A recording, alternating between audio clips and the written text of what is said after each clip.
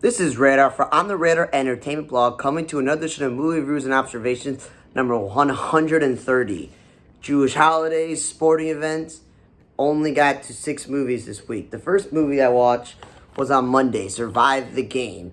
And this is if you've paid attention over the last, 3 to 6 years, Bruce Willis has made movies where he's on the cover predominantly. He's in the description in the back, but he's in the movie for like 2-3 seconds. So Bruce Willis, he's in the movie, and you think, okay, he and Chad Michael Murray are partners, and they're going to take down these drug dealers, these bad guys. Little do you know that Bruce Willis is in the movie for a quick minute or two in the beginning of the movie, and he doesn't return till middle parts of the movie in the end. And Chad Michael Murray is not even a cop. He's like a veteran who was on this farm who happened to be randomly there. And this actor I've never heard of is, the partner of Bruce Willis, and he's got to go and stop these bad guys, and happens to be where Chad Michael Murray is. And not because the movie was so boring, because it had action, there was gunshots, some scenes of like escaping and bad guys and fighting, and it wasn't that long, 97 minutes, but I was so tired I fell asleep, and I was like, great, I got to figure out what happened. And of course, the bad guys, they get caught, some of the bad guys get killed, Chad Michael Murray, Bruce Willis, and the other guy survive. You're like, okay, again, this movie probably didn't need to be made. It was okay. Next movie I watched was Crime Story with Richard Dreyfuss and Mia Sorvino. I'm not familiar with Mia Sorvino off the top of my head. I had to look up her IMDb or filmography and go, okay, maybe I've seen her before. Obviously, we know Richard Dreyfuss. He's been acting for a long time. And again, also a 90-minute movie. But dear Public Library of Skokie, this movie was boring. It was a drama. Lots of unneeded talking and wasteful dialogue scenes. It is not an action movie or a crime action-packed thriller like the back said. Okay? Again, 90-something minutes, but also super exhausted. I fell asleep through this. The thing is, this movie was supposedly like some sort of like, he's a former mob boss, Dreyfuss, and he's in his old age, and there's some people that are trying to get revenge on him, and there's a robbery, and supposedly his estranged daughter is a cop, but they don't have a relationship, but then they do. Then there's another daughter. It's all over the place. He's got these henchmen, and it's just so boring and so slowly paced for a 90-minute movie. And overall, you're just like, yeah, why was this movie made? Why would Richard Dreyfuss waste his time making such a bad movie? This is the type of movie that it should be only on streaming, and there's no physical copies, but there is. The only saving grace was for like 2 to 3 minutes in this movie, Cress Williams of Prison Break and Black Lightning, the main character in Black Lightning himself, was in the movie. But again, it was like a flustered scene. It was wasteful. I don't get it. Okay? So those were really bad movies. Then I actually started watching some good ones, and I watched Ghostbusters Afterlife. And now, one thing about this movie was the library lists this as a comedy. I would say Ghostbusters is a science fiction movie because it's them using technology and dealing with ghouls and angels and like demons and like, let's say, ghosts, obviously. So that's what I'm saying. So it's a nice thing that they like tributed Harold Ramis, the actor who passed away. The Aykroyd, Bill Murray, and Ernie Hudson had cameos, and Sigourney Weaver's cameo was very pointless and short, and there was no, obviously, Rick Moranis. But, the movie was 2 hours long, because that's what typical blockbuster, big-time movie. And I thought, okay, cool, interesting generation. McKenna Grace, who I know her a lot, obviously, because she's annoying on Young Sheldon as the other genius. So, of course, playing a child scientist genius. She was in, soap operas and other shows growing up. So, yeah, she was the main character. So I felt like kind of wasted time looking into the black girl at the diner, her stereotypical Asian smart friend in summer school, because, they got to say all the Asian kids are smart, and then her brother, who's played by this character, Finn, the actor Finn, who's from, Stranger Things, and I'm like, okay, cool. Then I liked this movie a lot because Paul Rudd was this, scientist, summer school teacher in the small town. He was funny. There are a lot of interesting, throwbacks to the original franchise, and I can be honest, I can't remember everything that happened in the other Ghostbuster movies. I can only remember the original and the cartoon. So yeah, it was interesting. Annie Potts had a cameo, of Young Sheldon most recently, and Toy Story. She was in the original, so she had an interesting cameo. Overall, the movie, you go on this ride, you enjoy it. There's nostalgia, there's science fiction, there's good acting, there's just clever things going on. You're like, yeah, not a bad movie. I would definitely say you should watch this. Next movie I watched was Cruella in the library. I'm not calling this a comedy. I would say it should be under the Disney label at the library you have, or musicals, or whatever it is. Because obviously, I love Emma Stone from her years of acting, and the other guy, Paul Walter Hauser, their British accents weren't that great.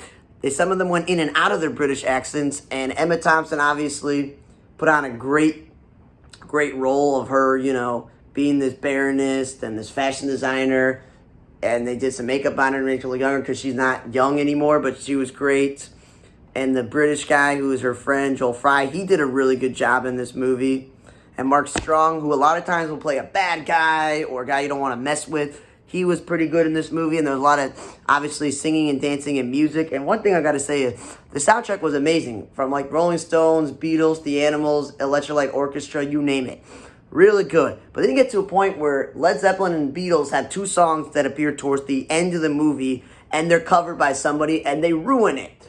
So my question, if you're a big blockbuster Disney movie, you can afford all of these great classic rock and roll songs and other older songs for 90% of the movie. But then we get to the end, let's say we run out of money, and we can't do the original Beatles version of Come Together, or the original Led Zeppelin song, Whole Lot of Love. I don't understand it. Emma Stone got a great performance, but I'm asking, this movie obviously is PG-13, so not all little kids can watch it. That's the rating on there, but I don't understand how this movie could be almost 2 hours and 10 minutes long for children. Like, children don't have the attention span. I, unfortunately, used to be at an age where I could sit there and watch tons of television or movies when I was a child. But then, obviously, the addition of laptops and smartphones, obviously that screwed up everybody's ability to pay attention and stuff. And I was like, cool. Then when they had Kevin Novak from What We Do in the Shadows, I was like, that's cool. That people were also writing reviews saying, obviously, the cinematography, the sets, the costumes, that was all great. The musical numbers, that was all good. And this John McCrea dude was playing like a queer dude, and all the LGBT people were happy. I don't know if Disney purposely did that. Maybe they did. But overall, this was a good movie you can watch with your kids. It was very enjoyable. I just don't think it had to be this long.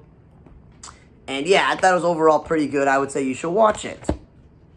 Next movie I watched was The Vigil. And I've only been watching like every single movie since I was like in high school, even though it's horror films, even though it's not my favorite genre, because it's basically, they have a plot of this Jewish guy who used to be religious. He's in a group, and I'm not sure if the guy leading it is a rabbi or just a religious leader. And they're all talking about their experiences in Judaism, and then a rabbi in the Lubavitch Hasidic industry, like, because he got a black hat, asked him to be a shomer, which is like the word for protection. So they're like, we would need you to watch over a body, like if there is no family or friend that can watch over someone who's deceased, because the woman whose husband died has Alzheimer's, and this guy is obviously looking for money. So the rabbi says, we'll pay you, because they actually do that. And the rabbi knows him because he used to be part of that community. And obviously, the usual scare tactics of things jumping out, making noises, like sending you weird messages and all these other things and all these weird things. And the crazy wife that, widow is like also doing it. It wasn't that long. And I was like, overall, I liked how they didn't do like Christian horror films where it's all about somebody being cursed, somebody being possessed. They got to do, a seance and all these religious Christian annotations. And in this one, it brought in the Jewish thing. I didn't really like, though, they seemed like the rabbis out there and the other religious leaders, like, I told you to stop bothering him, and like how there's some sort of like evilness and this other stuff. I was just like, yeah, I just thought it was an interesting, way to do a movie for horror films. I'm not saying it was the greatest or the worst. I thought it was just interesting enough that they brought in a Jewish theme. The characters were speaking Hebrew and Yiddish, and there was Hebrew music in the background. So that was interesting. And someone who's from the tribe of Levite, but specifically a Kohen, from Aaron, Aaron, Moses' brother. I knew nothing about the shomer. I know, like, you got a shomer. They use the word for you observe the Sabbath. You observe not touching the opposite sex if you're not related or married to them. Like, I knew what that word meant. I just didn't know this had to do with watching over a deceased body and saying prayers and making sure they're okay before they go on to the next stage of life. Into, hopefully heaven. But being someone who's a Kohen, you're not supposed to go near dead bodies, experience all stuff. So that's something I didn't even know, and that taught me something. So that was interesting. The last movie I watched this week was Dear Evan Hansen. Another thing I gotta say is, why did the movie have to be almost 2 hours and 10 minutes long based on a Broadway musical, obviously with Ben Platt in there, who we know from Pitch Perfect. He's got his own professional singing career. And they got big-time actor Julianne Moore playing his mother and Amy Adams playing the other mother. And the friends in the movie were pretty good acting. But Caitlin Dever really stole the show in this one because I know her from Last Man Standing. Now people love her from Dope Sick. She was in the movie Booksmart, to name something. She was really good as the love interest, the guy who passed away's sister in the family. So I was like really good. Obviously a lot of the singing and thing was great. It got me emotional, a little bit tears, because it is a sad story about a loner guy who doesn't like his life. He doesn't know there's other people out there like him. That he just a chance encounter with another dude who's dealing with his demons, and he passed away. And he obviously, the whole story of saying that he knew him, and he tells the parents all these stories, and he lets this whole lie build up. And with social media, things build up even further. And I thought it got you emotionally over loss and being left out and all this other stuff. So it was like, it speaks to people dealing with that in their youth like it had done to me. So it got me a little emotional.